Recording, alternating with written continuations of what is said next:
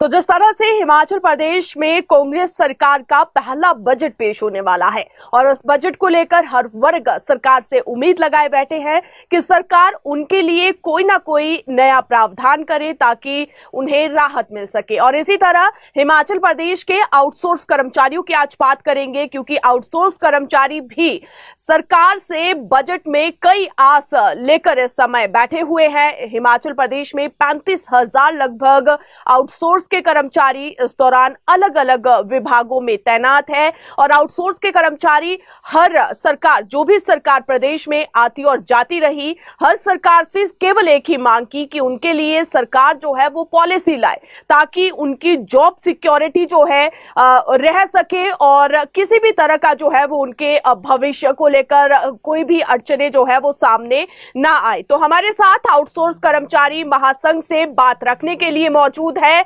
शैलेंद्र शर्मा, जो कि अध्यक्ष है आउटसोर्स कर्मचारी महासंघ के। तो शैलेंद्र जी, आपका बहुत बहुत स्वागत है। तो जिस तरह से हिमाचल सरकार नई कांग्रेस की सरकार है, पहली बार बजट जो है वो कांग्रेस सरकार का आने वाला है, तो यहाँ पर आउटसोर्स कर्मचारियों की बात करें तो क्या उम्मीद लगाए बैठे हैं आप?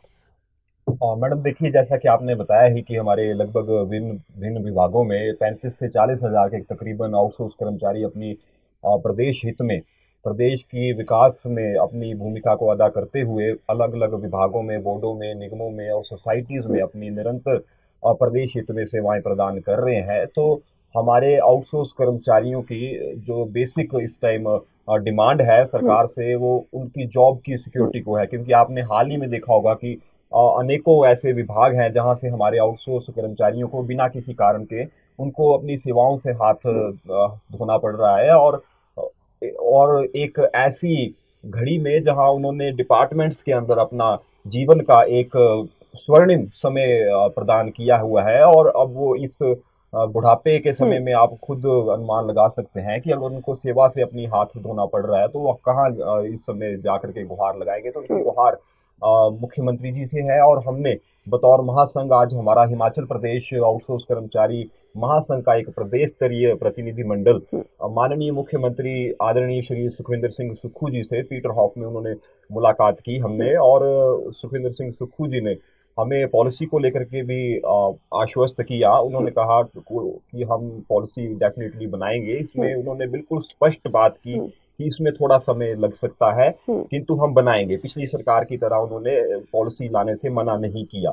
और दूसरा, हमने जो हमारा बेसिक कंसर्न था जॉब सिक्योरिटी को लेकर के, तो हमने भिन्न भिन्न विभागों के अंदर, जैसे महिला एवं बाल विकास विभाग के अंदर हमारे 75 नंबर ऑफ एम्प्लॉयज हैं जिनकी नौकरी के ऊपर संकट है। जल शक्ति विभाग के अंदर अनेकों हमारे कर्मचारी हैं जिनकी नौकरियों के ऊपर संकट के बादल मंडरा रहे हैं। तथा इस तरह से स्वास्थ्य विभाग के अंदर जिनके 31 मार्च को टेंडर खत्म होने की वजह से जो हमारा कोविड-19 का स्टाफ है, जिन्होंने, आप देखो, आपदा जैसी स्थिति में जब प्रदेश के अंदर लोग अपने घरों से बाहर तक नहीं निकलते थे, उन लोगों ने जाकर के स्वास्थ्य विभाग में अपनी जान को जोखिम में रखते हुए अपनी सेवाएं दी है। और अनेकों हमारे कर्मचारी, मैं आपके चैनल के माध्यम से बताना चाहूंगा कि कोविड पॉजिटिव भी उस समय हुए हैं। और हमारे वार्ड बॉयज, सफाई कर्मचारी जिन्होंने स्वास्थ्य विभाग के अंदर अपनी प्रशंसनीय सेवाएं दी हैं, तो उनको उनकी प्रशंसा का ये इनाम अब मिल रहा है कि उनको अपनी सेवाओं से हाथ धोने पड़ रहे हैं। तो ये पूरे प्रदेश के अंदर इस समय एक बड़ा मुद्दा बना हुआ है। तो शैलेंद्र जी, बजट से क्या चाहते हैं हम, क्योंकि बजट पेश होने वाला है और इस बजट में, क्योंकि कहा आपने कि पॉलिसी को लेकर सीएम ने अभी 1-1.5 साल का समय मांगा है, लेकिन जो ये बजट पेश आने वाला है, इस बजट में क्या चाहते हैं आउटसोर्स जैसा कि मैं बता रहा हूँ कि कुछ एक हमारे सेंटर के प्रोजेक्ट हैं, जैसे कि हमारा महिला एवं बाल विकास के अंदर जो हमारे 75 नंबर ऑफ एम्प्लॉयज हैं, उनका सेंटर का पोषण अभियान 2.0 का प्रोजेक्ट है। तो उसमें फाइनेंशियली एड ना मिल पाने के कारण उनका थोड़ा सा जॉब सिक्योरिटी को लेकर के इशू बना हुआ है। इसी प्रकार कुछ एक डिपार्टमेंट्स में जो जॉब सिक्योरिटी का इशू है, ये हमारी मेन मांग तो है ही है। और साथ ही साथ जो हम मिनिमम वेजेस जो 18,000 निर्धारित है, हम सरकार से ये भी मांग साथ ही साथ रख रहे हैं कि उनको कर्मचारियों को काम इतना ज़्यादा वो करते हैं अपने विभागों के अंदर, तो उनको कम से कम न्यूनतम वेतन के बराबर का वेतन, उनकी सेवाओं को देखते हुए उनके वेतन में बढ़ोतरियाँ की जानी चाहिए। और एक मैं आपके चैनल के माध्यम से एक और चीज हम्म, बताना चाहूंगा कि आउटसोर्स कर्मचारियों के साथ शोषण हम्म, होता आया है और अभी भी आउटसोर्स कर्मचारियों के साथ हम्म, निरंतर शोषण हो रहा है। ये हम्म, बात का अनुमान आप यहीं से लगा करके देख सकते हैं कि बाकी कर्मचारियों को महंगाई बढ़ने के साथ साथ उनके सैलरीज वेजेस में इंक्रीमेंट होते हैं। आप रोज देखते हैं उनके डीए में बढ़ोतरी हम्म, होती है, रोज कोई ना कोई उनके लिए सरकार प्रावधान करती है। लेकिन आउटसोर्स कर्मचारी आप देखिए जो पूरा प्रदेश इस समय मान चुका है कि सबसे ज्यादा काम विभागों के अंदर उन्होंने संभाला हुआ है। कई विभाग तो ऐसे हैं जहां पर आउटसोर्स कर्मचारी ही तैनात हैं। हम्म, डिजास्टर जैसे विभागों के अंदर भी हम्म, हमारे आउटसोर्स कर्मचारियों ने पूरे के पूरे विभाग का काम संभाला हुआ है। हम्म, किंतु आउटसोर्स कर्मचारियों को आप देखो कि सालाना उनके वेतन के अंदर बढ़ोतरी इंक्रीमेंट तक नहीं है। तो ये शोषण नहीं है मैडम, तो हम्म। और क्या है। लेकिन शैलेंद्र जी, यहाँ पर विरोध इस चीज का भी होने लगा है प्रदेश में। वेल क्वालिफाइड अगर युवाओं की बात करें, वो कहते हैं कि आउटसोर्स को खत्म कर देना चाहिए, वो बैकडोर एंट्री है, और उस उनके लिए सरकार को पॉलिसी बनाने की बजाय जो है वो नई भर्तियां करनी चाहिए। तो इसको कैसे लेते हैं आप? जी मैडम, डेफिनेटली इस बात के पक्ष में तो हमारा महासंघ भी रहा है कि आउटसोर्स भर्तियों को अब बंद करना चाहिए। हम्म, अगर सरकार इन भर्तियों को कर रही है तो इसमें युवाओं का देखिए शोषण तो हो ही रहा है, क्योंकि उनको जॉब अपॉर्चुनिटी उस प्रकार से नहीं मिल पा रही हम्म, जैसे वो चाह रहे हैं। हम्म, और साथ ही साथ जो आउटसोर्स पर लगे हैं उनका भी शोषण हो ही रहा है। तो हम्म, ये तो महासंघ पहले भी मांग रखता आया है कि आउटसोर्स प्रथा को बंद करते कर देना चाहिए, लेकिन पता नहीं क्यों सरकारें इस प्रथा को बंद नहीं करती। हम्म, ये काफी गंभीर विषय इस समय बन चुका है, क्योंकि 22 वर्षों से आउटसोर्स कर्मचारी इस पीड़ा को झेल रहे हैं। आउटसोर्स नाम के शब्द की एक पीड़ा को झेल रहे हैं। उनके साथ तो इवन के भेदभाव के भी कई मामले विभागों के अंदर आपने देखा होगा। तो इनकी तो सैलरीज भी आप देखो, इनके मेहनत की कमाई 6-6 महीनों के इनके वेतन लंबित है। आप देखो जल शक्ति विभाग के अंदर पिछली सरकार के वेतन अभी तक उनको नहीं मिल पाए हैं, और हम्म, उनके वेतन है कितने। जो हम्म, जल शक्ति विभाग के अंदर हमारे हम्म, बेलदार या अपने पंप हम्म, ऑपरेटर लगे हैं, उनके हम्म, वेतन मात्र 4500 और 3500 के करीब है। उसमें हम्म, आप देखो कि इस महंगाई के दौर में 3500 के अंदर कोई अपना घर कैसे चला सकता है, कोई अपने बच्चों का सुनहरा भविष्य, बच्चों का तो छोड़िए आप, हम्म, अपना भविष्य वो कैसे देख सकता है। वो तो खुद का मैं देख रहा हूँ। हमारा हम्म, जहाँ से मैं आता हूँ कांगड़ा जिला से मैं संबंध रखता हूँ, फतेहपुर हम्म, विधानसभा से मैं संबंध रखता हूँ। हमारे साथ लगती विधानसभा क्षेत्र इंदौरा है, वहाँ आए दिन हम्म, सिविल हॉस्पिटल के अंदर टीबी जैसे हम्म, टीबी और इस तरह की भयंकर बीमारियों से ग्रसित पेशेंट्स वहां पर होते हैं। तो वो देखिए उनको पोषण उस प्रकार का आहार नहीं मिल पाता जो व्यक्ति 3500 सरकार हम्म। उनको दे रही है, उनका मानदेय दे रही है। तो ये मानदेय तो कहीं भी एक सही मानदेय नहीं है। वो तो अपने परिवार का पर भरण पोषण ही सही ढंग से नहीं कर चलिए, पाते। आपने एक चीज बहुत अच्छी कही कि यहाँ पर सैलरी बहुत कम है, बहुत शोषण कम हो है, रहा बहुत है कम। 20 से 22 सालों से। जी। लेकिन फिर युवा क्यों आउटसोर्स में फंसे हुए हैं? फिर क्यों वो आउटसोर्स के माध्यम से जो है वो सरकारी विभागों में जॉब कर रहे हैं? वो कहीं और क्यों नहीं जा रहे हैं? देखिए ऐसा नहीं है। हमारे जो आउटसोर्स के कर्मचारी हैं, हम्म, एक सरकार का जो दायित्व होता है, सरकार अपॉर्चुनिटी दे सकती है तो अपॉर्चुनिटीज को अवेल करते हैं। ऐसा नहीं है हमारे कर्मचारी, ऐसा नहीं है कि वो कमीशन के एग्जाम नहीं हम्म, देते, और वो दे रहे हैं निरंतर। लेकिन आप देखिए सुबह से लेकर के शाम तक वो जिस हिसाब से उनकी ड्यूटीज हैं, वो अपने ड्यूटीज करने के बाद भी विभाग और प्रदेश हित में सेवाएं देने के बाद भी अगर कमीशन को समय देते हैं तो उनको कई बार हम्म, नहीं उनको उस तरीके से उनको अवसर मिल हम्म, पाते हम्म।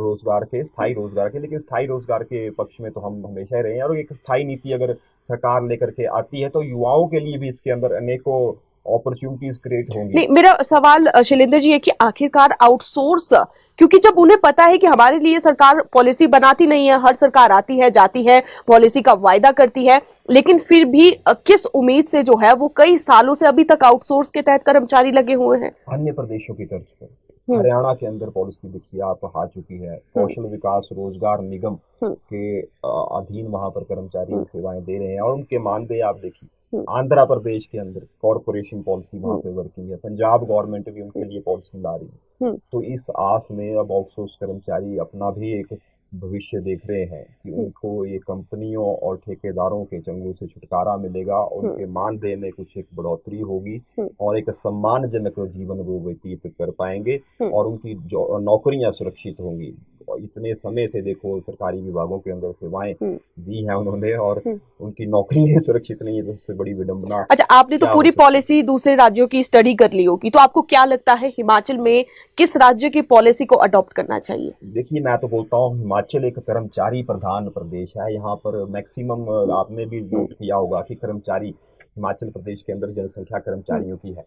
तो हिमाचल चाहे तो एक अपनी खुद की भी पॉलिसी लेकर के आ सकता है, जो पूरे भारत वर्ष के अंदर एक उदाहरण हम्म, एग्जाम्पल वो सेट कर सकता है, और विभागों के अंदर उनके समायोजन को लेकर के सरकार इस तरह की पॉलिसी पर काम कर सकती है, जो माननीय मुख्यमंत्री सुखविंदर सिंह सुक्खू जी ने हमें आश्वस्त किया है कि वो डेफिनेटली आउटसोर्स कर्मचारियों के लिए कोई ना कोई नीति लेकर के अवश्य आएंगे, और इसका काम शीघ्र शुरू होगा।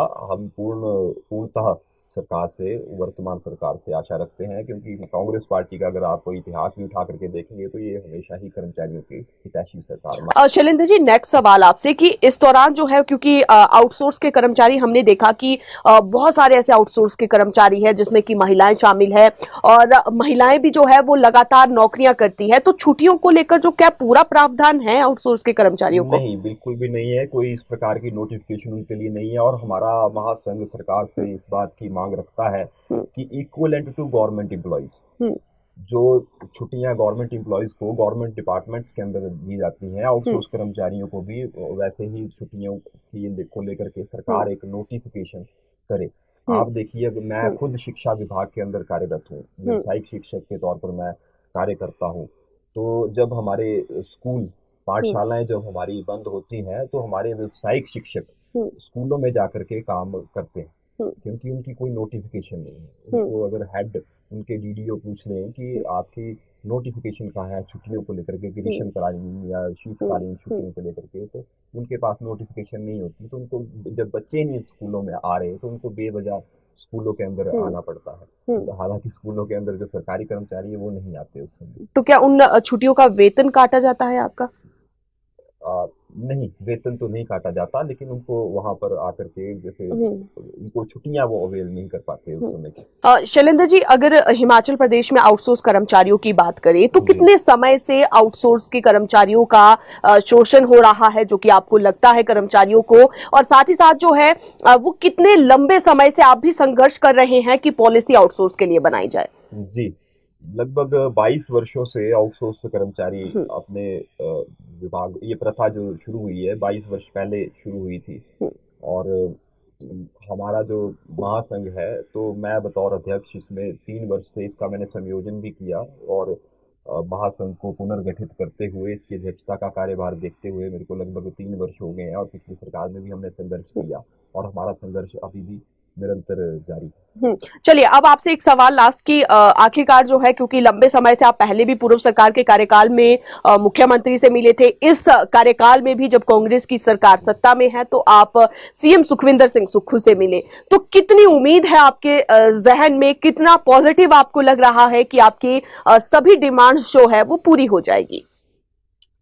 देखिए, ये निर्भर करता है, अभी हम्म, हमारी पहली मुलाकात सीएम साहब से हुई है, लेकिन पहली मुलाकात के अंदर ही उन्होंने हमें बैठक का समय प्रदान किया, हम्म, और बैठक के दौरान उन्होंने हमारे को 15 मिनट के लिए बैठक का समय मुख्यमंत्री जी ने प्रदान किया, और हमारी हर एक बात को उन्होंने बखूबी सुना, समझा, हम्म, और किसी भी बात को लेकर के हम्म, उन्होंने मना नहीं किया, हम्म, और स्पष्ट उन्होंने बोला कि इसमें समय लग सकता है। तो हमारा एक महासंघ पूर्ण आशा रखता है वर्तमान सरकार से कि वो अपने कहे अनुसार, हम्म, माननीय उप मुख्यमंत्री जी भी आउटसोर्स हम्म, पॉलिसी को लेकर के काफी गंभीर है। हम्म, उन्होंने चुनावी समय में भी अपना एक वादा आउटसोर्स कर्मचारियों के साथ किया था कि हम थोड़े समय के हम्म, अंदर, 6 महीने के अंदर इस आउटसोर्स पॉलिसी को लेकर के आएंगे। हम्म, तो हम उनसे भी निरंतर वार्ता में हैं, और हम्म, उनका भी ऐसा मानना है कि हमारी सरकार इसके ऊपर कार्य कर रही है, हम्म।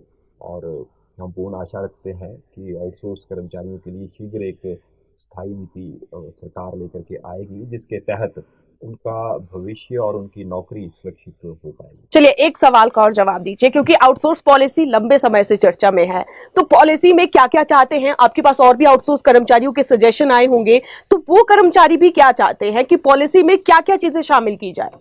जी डेफिनेटली अभी हमारी महासंघ की हम शेड्यूल करने की कोशिश कर रहे हैं कि अगले आगामी महीने एक मीटिंग भी शेड्यूल करें। हम्म। तो डेफिनेटली अभी पॉलिसी पर काम करना जैसे कि सरकार ने बताया है कि शुरू किया जाएगा।